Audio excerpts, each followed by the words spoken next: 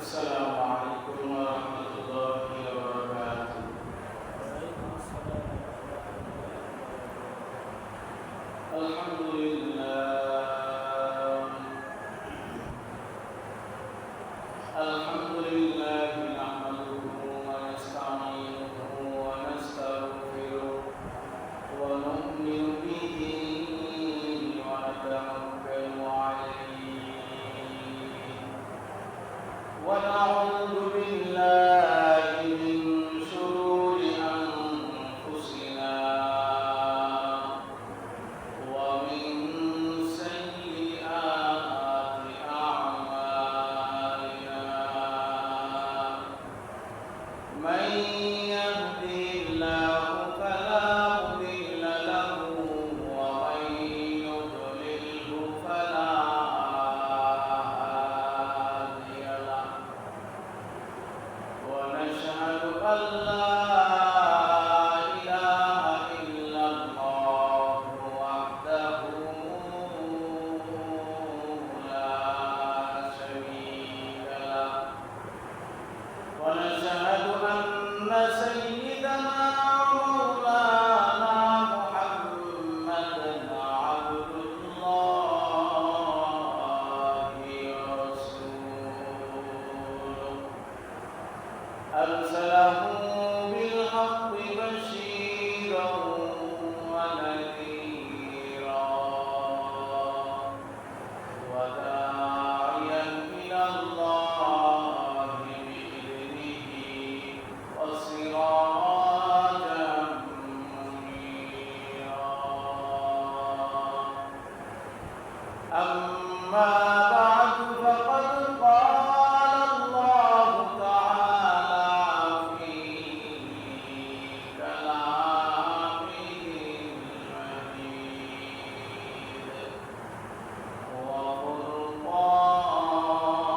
وفرقانه الحميد أعوذ بالله من الشيطان الرجيم بسم الله الرحمن الرحيم قل أطيعوا الله وأطيعوا الرسول وأولي الأمر منكم فقال النبي صلى الله عليه وسلم أخلص دينك يكفيك العمل القليل أو كما قال عليه الصلاة والسلام وقال تعالى في شان حبيبه محمد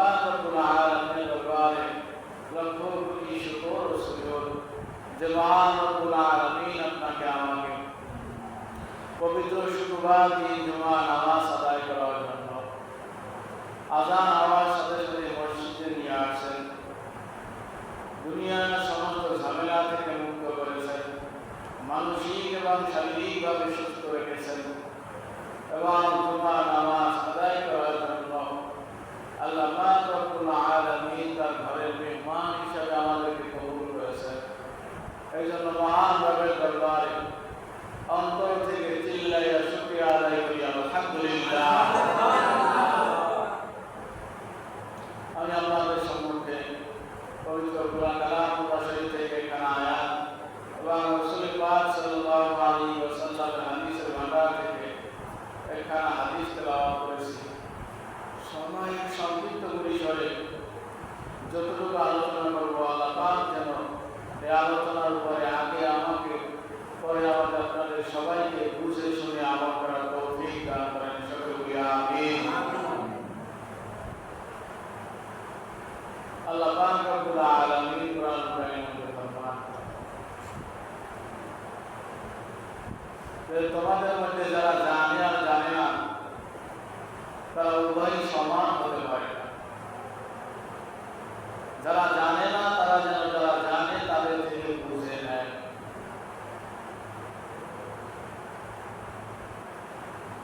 কিন্তু আমরা আমাদের ভিতরে এমন একটা হিংসা বা দিমাগ বা অহংকার কাজ করে, জানি না এটা হিংসা বা দিমাগের বিষয় কিনা, জানতে লজ্জা বোধ করে।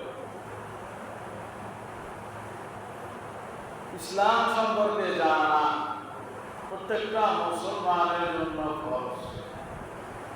কতটুকু জানতে হবে? যতটুকু জানলে দিনের পথে চলা আমাদের জন্য সহজ হবে। এর জন্য বড় বড় মুহাদ্দিস, মুফতি, মুফাসসির, হাফিজ কোরআন হওয়া জরুরি না। যতটুকু জানে ততটুকু পরিমাণ আমল করা, চাই সেটা ছোট থেকে বড়, বড় থেকে ছোট হোক। রাসূল পাক সাল্লাল্লাহু আলাইহি ওয়াসাল্লাম যখনই কোনো হাদিস বা কোনো আয়াতে কারিমা রাসূল পাক সাল্লাল্লাহু আলাইহি ওয়াসাল্লামের উপর অবতীর্ণ হতো, যখনই সে আয়াত সম্পর্কে রাসূল ব্যাখ্যা দিয়ে দিতেন এবং কোনো হাদিস বলে দিতেন, সাহাবায়ে কেরাম সাথে সাথে সেটার উপর আমল করার জন্য লেগে যেতেন।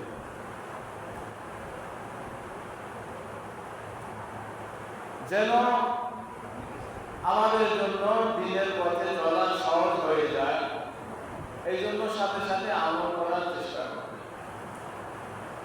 এখন রাসূল পাক সাল্লাল্লাহু আলাইহি ওয়াসাল্লাম যেগুলো বলে গেছেন এবং আল্লাহ পাক রব্বুল আলামিন কোরআনের ভিতরে যেগুলো বলেছেন, সেগুলো প্রত্যেকটা দিনই আপনার কানে কিছু না কিছু বাজে। আপনি জানেন, আপনি শোনেন, কিন্তু মানি না। কেউ মানে আর মেনে নেওয়ার নাম মুমিন। যে মেনে নেয় সে আল্লাহ পাক রব্বুল আলামিনের দরজায় অত্যন্ত বুলন্দ উচ্চতর হয়ে যায়, আর যে মানে না তার পরিণতি আবু জাহেলের মতো হয়। কতটুকু পরিমাণ ইসলাম সম্পর্কে জানছেন এবং বুঝছেন এবং আমল করার চেষ্টা করছেন? যখনই সাহাবায়ে কেরাম রাসূল পাক সাল্লাল্লাহু আলাইহি ওয়াসাল্লাম পবিত্র জবান থেকে কোনো বিষয় তাদের কানে পৌঁছত, তখন সাথে সাথে সেটাকে বিশ্বাস করে।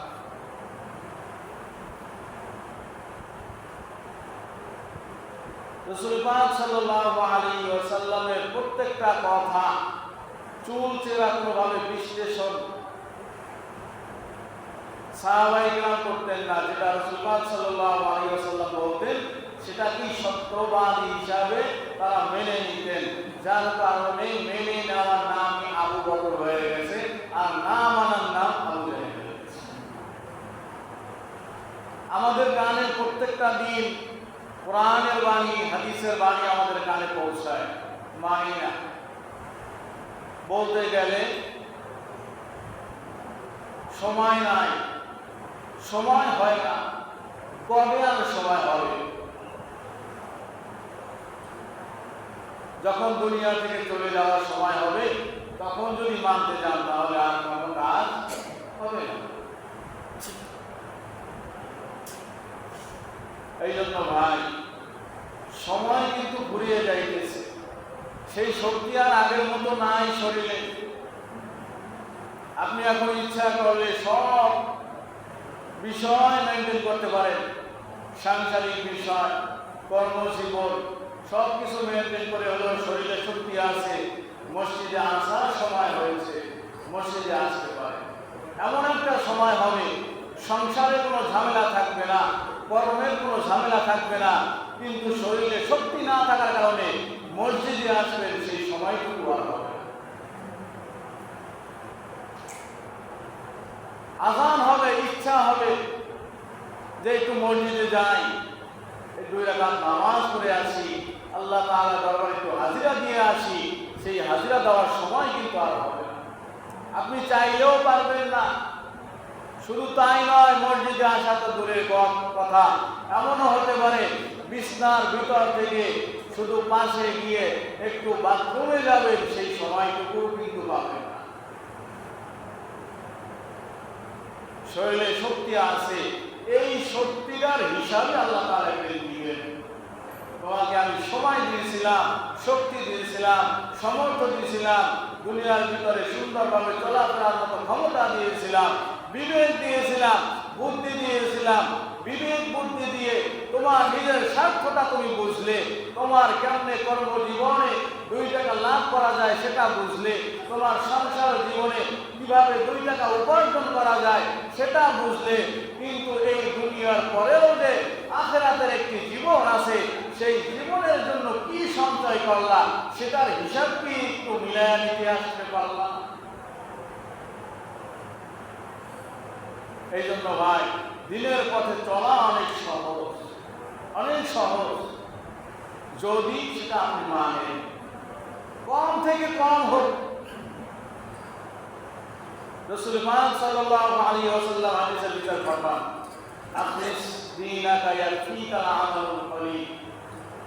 তোমার ঈমানকে খাঁটি করো, যদি ঈমান মজবুত থাকে অল্প আমলেই নাজাতের জন্য যথেষ্ট। আমল অল্প করে, প্রতিদিন করে, কম হোক, সেটা কম হোক। নফল আদায় করতে পারেন না, তাসবিহ পড়ার সময় হয় না, ঠিক আছে, প্রত্যেক দিন যে নামাজের সময়টুকু আছে অন্তত নামাজটা পড়ে যান।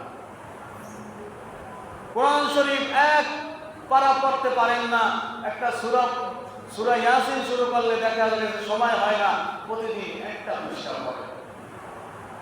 ফজরের নামাজের পরে একটু নামাজের নামাজে বসে, নামাজের মুসাল্লায় বসে একটু 1 পৃষ্ঠা কোরআন তেলাওয়াত করে।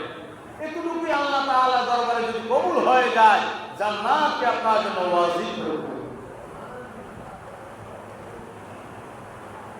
আল্লাহ পাক রব্বুল আলামিন দুনিয়াতে পাঠাইছেন বান্দাদেরকে জাহান্নামে দেওয়ার জন্য নয়, অত্যন্ত মায়া এবং ভালোবাসা দিয়ে বান্দাদেরকে বানাইছেন।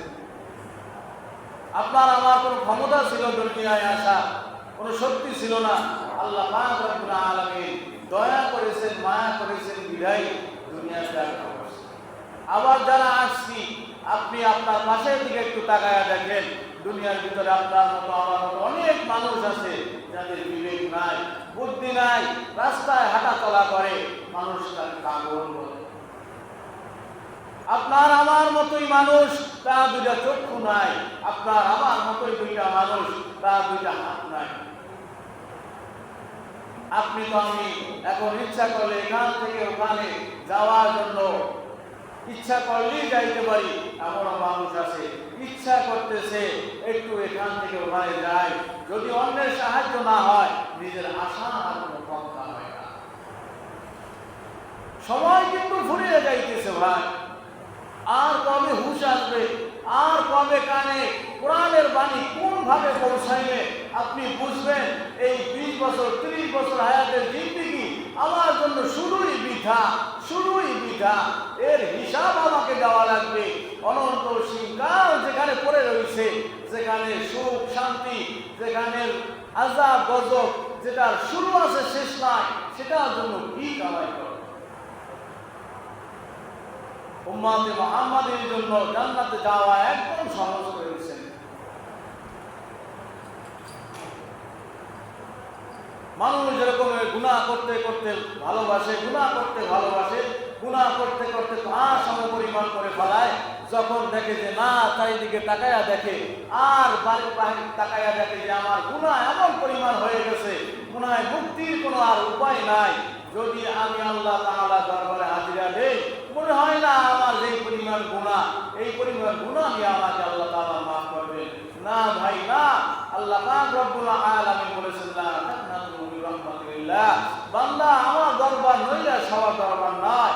আমি তোকে বানাইছি খুব মায়া করে, আমি তোকে বানাইছি খুব ভালোবাসা দিয়ে, আমি তোকে জান্নাত জাহান্নামে যাওয়ার জন্য বানাই নাই। তুই আমি তো একটু সুতা খুঁজি, বান্দা দেখিনি তোর চোখের পানি একটু পড়ে কিনা, আমার দরবারে হাজির হও কিনা, আমার কোরআনের কথা মানো কিনা, যতটুকু শুনো আমল করার চেষ্টা করো কিনা। আমি আল্লাহ তোকে গুনাহ মাফ করার জন্য প্রস্তুত, তুই শুধু আমার দরবারে হাজিরা দে, আমি তোর জীবনের সমস্ত গুনাহ খাতাগুলি নিমেষের মধ্যেই মাফ করে দেব। এই জন্য ভাই, উম্মতে মুহাম্মাদের জন্য জান্নাতে যাওয়া একদমই সহজ, একদমই সহজ।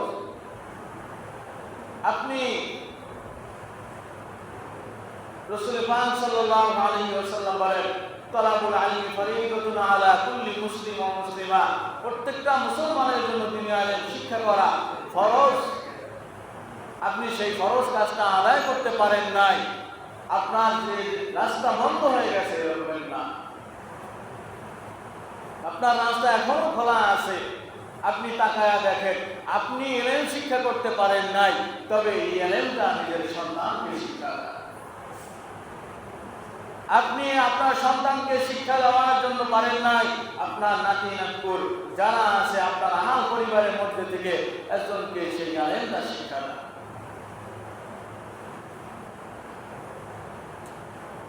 পৃথিবীর ভিতর যত বিখ্যাত তাফসীর গ্রন্থ আছে, তার ভিতরে তাফসীরে কাবীর হলো সব থেকে বড় একটা তাফসীর গ্রন্থ, যেটার ভিতরে একটা ঘটনা আছে। এক ব্যক্তি যখন মারা যাইবে, তখন তার স্ত্রী গর্ভে ছোট্ট একটা বাচ্চা রেখে দুনিয়া থেকে বিদায় হয়ে গেছে। বিদায় যাওয়ার আগ মুহূর্তে তার স্ত্রীকে বলে গেল, বিবি, আমি তো জীবনে কোনোদিন ভালো কাজ করতে পারি নাই, তবে আমার আনিত সন্তান, আনেওয়ালা সন্তান, তোমার গর্ভে যে সন্তান আমি রেখে গেছি, তাকে একটু কোরআন শিখায়। ওই ব্যক্তি যখন দুনিয়া থেকে চলে গেল, দুনিয়া থেকে বিদায় হওয়ার পর তার স্ত্রী যখন বাচ্চা প্রসব করল, দুনিয়ায় আসার পর ওই স্ত্রী চিন্তা করল, আমার স্বামী আমার থেকে বিদায় হয়ে যাওয়ার আগে আমার সন্তানকে ইলম শেখানোর জন্য বলে গেছে, আমি আমার স্বামীর আদেশকে পালন করব। এই জন্য যখন সন্তান দুনিয়া থেকে দুনিয়ার ভিতরে ভূমিষ্ঠ হল, স্ত্রীর সাথে সাথে চিন্তা করল, আমার বাসার পাশে যেই মাদ্রাসা আছে, যেই মাদ্রাসার ভিতরে আমার সন্তানকে লালন পালন করাইয়া ওই মাদ্রাসার ভিতরে তাকে শিক্ষা দেওয়ার জন্য দিনের শিক্ষা করাবো। যখন সন্তান একটু বড় হলো, সন্তান যখন বড় হয়ে যাওয়ার পর 2 বছর 3 বছর যখন তার বয়স হয়ে গেল, স্ত্রী চিন্তা করলো, এখন আর ঘরে রাখার সময় নাই, আমার সন্তানকে ইলম শিক্ষা করতে হবে। এই জন্য বিবি সাহেব চিন্তা করলো, আমার সন্তানকে এই মাদ্রাসায় পড়ার জন্য উস্তাদের কাছে নিয়ে গেল। উস্তাদ, আমার স্বামী যখন দুনিয়া থেকে বিদায় হয়ে যায়, বিদায় হয়ে যাওয়ার আগ মুহূর্তে আমার স্বামী আমার কাছে ওসিয়ত করে গেছে, আমার সন্তানকে যেন কোরআন শিখায়। এই কোরআন শিক্ষা করার জন্য আমি আমার সন্তানকে আপনার হাতে সুপুর্দ করে দিলাম। আমার সন্তানকে আপনি কোরআন শিখায়া তার বাবার সিয়াখানাকে আপনি পূর্ণ করে দিবেন। যখন ওই সন্তান মাদ্রাসার ভিতরে কোরআন শিখার জন্য গেল, এদিক দিয়া ওই যেই ব্যক্তি দুনিয়া থেকে বিদায় হয়ে গেল কবরস্থানের ভিতরে শুয়ে আছে। ওই এলাকার ভিতরে বড় একজন বুজুর্গ আল্লাহর ওলি ছিল। যাওয়ার সময় দেখে ওই যেই সন্তান রেখে যেই বাবা দুনিয়া থেকে বিদায় হয়ে গেছে, বিদায় হয়ে যাওয়ার সময় যেই কবরটা যেখানে দেওয়া হয়েছে, ওই বুজুর্গ ওই আল্লাহর ওলি যখন ওই কবরের পাশ দিয়া যাইতেছিল, কবরের পাশ দিয়া যাওয়ার সময় দেখে কবরের ভিতর দাউ দাউ করিয়া আগুন জ্বলতেছে। কবরের ভিতর থেকে আগুনের ফুলকিগুলো দাগ দাগ করে উপরের দিকে উঠাইতেছে। কবরের ভিতর থেকে ধোঁয়া আর ধোঁয়া বের হইতেছে। ওই আল্লাহর ওলি বুঝতে আর বাকি রইল না, নিশ্চয়ই কবরের ভিতরে আযাব গজব শুরু হয়ে গেছে। এই কবরের ভিতরে এমন এক গুনাহগার ব্যক্তি বসবাস করতেছে। এই কবরের ভিতরে এমন এক গুনাহগারকে রাখা হয়েছে, দুনিয়ার ভিতরে যার কোনো গুনাহ শেষ নাই। এই গুনাহ করার কারণে কবরের ভিতর আযাব হইতেছে। ওই আল্লাহর ওলি ওখান থেকে চলে গেল। কবর থেকে যখন চলে যাইতেছে, যখন তার নিজ কাজকর্ম শ্বাস করিয়া যখন আবার চিন্তা করলো ওই পথ দিয়ে আমার যাওয়া লাগবে, দেখি ওই কবরবাসীর কি অবস্থা।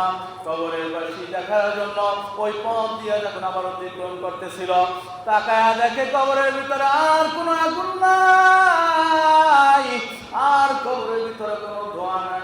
কবরের ভিতর থেকে সুন্দর একটা সুঘ্রাণ আসতেছিল।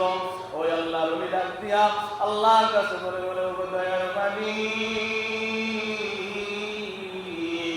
যাওয়ার সময় দেখলাম কবরের ভিতর দাউ দাউ করিয়া আগুন জ্বলতেছে। কবরের ভিতর থেকে আগুনের ফুলকিগুলো উপরের দিকে দাউ দাউ করে উঠতেছে। কবরের গুলা ভাঙ্গিয়া চুরিয়া চুরমার হয়ে যাইতেছিল। নিমেষের মধ্যেই কবরের ভিতর দেখি শান্তির বিছানা, নিমেষের মধ্যেই দেখি কবরের ভিতর থেকে সুন্দর সুঘ্রাণ বাইর হইতেছে। এখন কুদরত আমি বুঝতে পারলাম না। ও দয়ার মালিক, তুমি যদি একটু আমাকে জানাইয়া দিতাম, আমিও সেই আমল করতে সক্ষম হইতাম।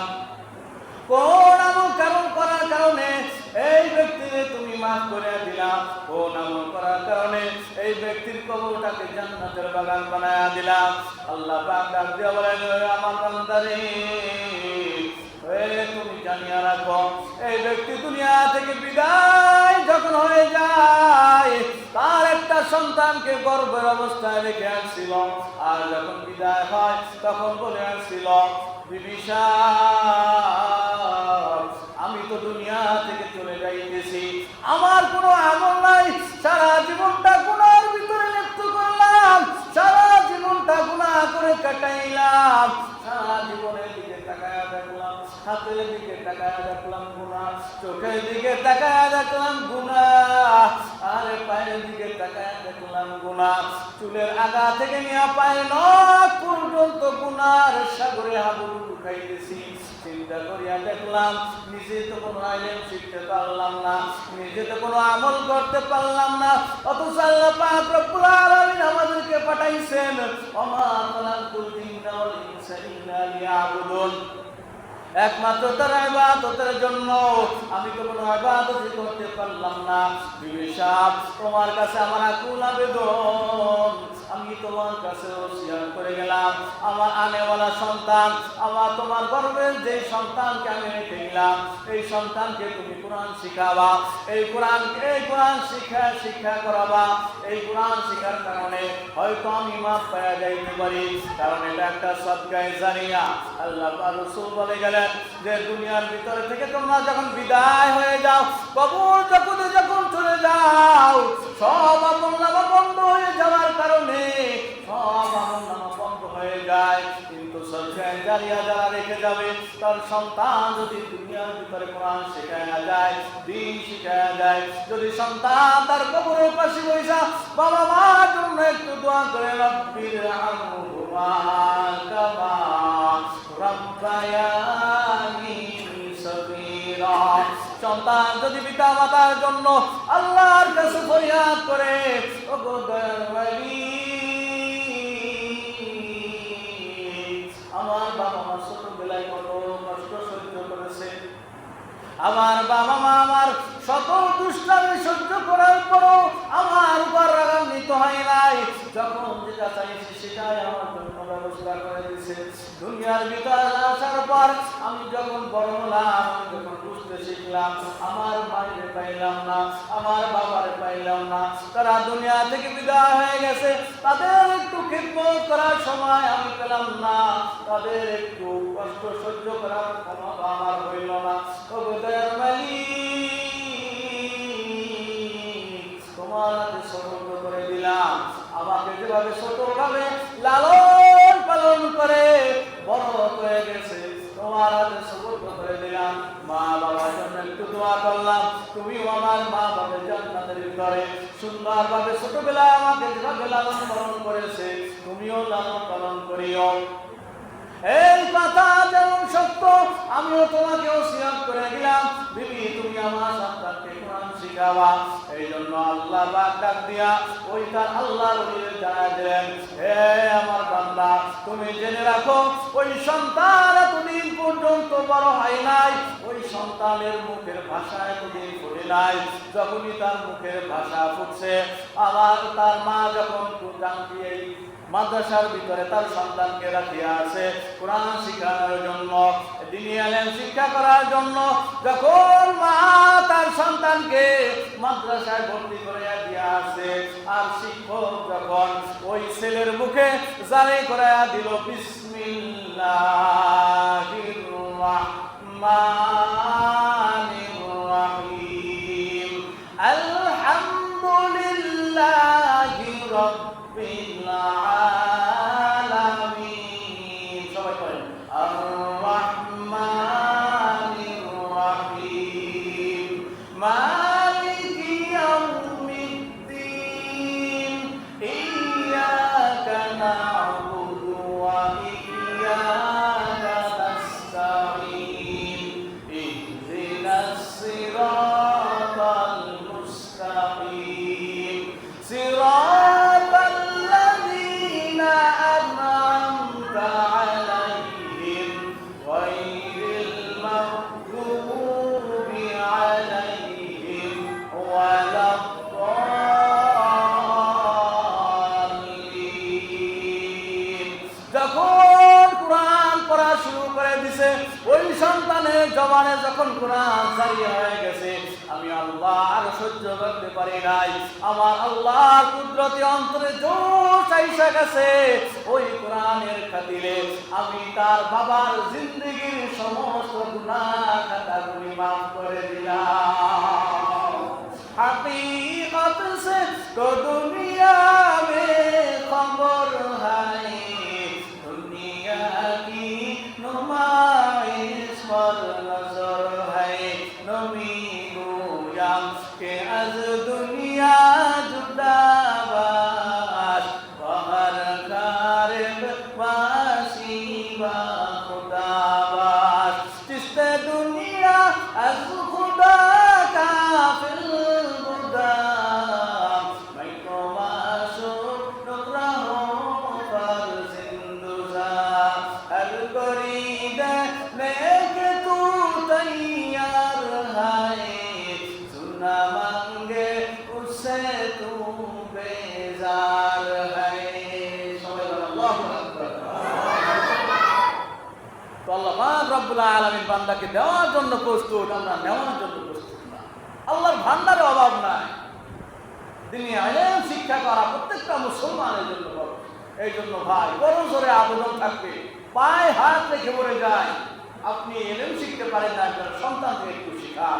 আপনার নাতি নাতপুর এই মাদ্রাসা আপনার কাছে, এই মাদ্রাসার ভিতরে দ্বীনি ইলম শিক্ষা দেওয়া হয়। এটা তাফসীরে কাবীরের ভিতরে মুসান্নিফ রাহমাতুল্লাহ সুন্দরভাবে ঘটনাটা উল্লেখ করছে। যখন কোনো সন্তান তার পিতা মাতার জন্য কোরআন পড়ে দোয়া করে, আল্লাহ পাক রব্বুল আলামিন পিতা মাতার কবর আযাবকে সাথে সাথে আল্লাহ তাআলা মাফ করে দেন। সুবহানাল্লাহ। এই জন্য ভাই ইনশাআল্লাহ নিয়ত করতে পারি না, অন্তত আহাল পরিবারের মধ্যে থেকে একজনকে হলো এই কোরআন, এই দ্বীনি ইলম শিক্ষা করাবো। পারবো না ইনশাআল্লাহ? জোরে কোন ইনশাআল্লাহ পারবো না? ইনশাআল্লাহ। আল্লাহ পাক রব্বুল আলামিন আমাদেরকে যেন এই দিনে ইলম, এই কোরআনকে নিজেকে এবং আমার পরিবারের মধ্য থেকে একজনকে হলেও যেন কোরআন শিক্ষা করে আমরা আল্লাহ পাক রব্বুল আলামিন সন্তুষ্ট অর্জন করে যেন কবরে যাইতে পারি সেই তৌফিক আল্লাহ আমাদের সকলকে দান করে। সকলে বলি আমিন।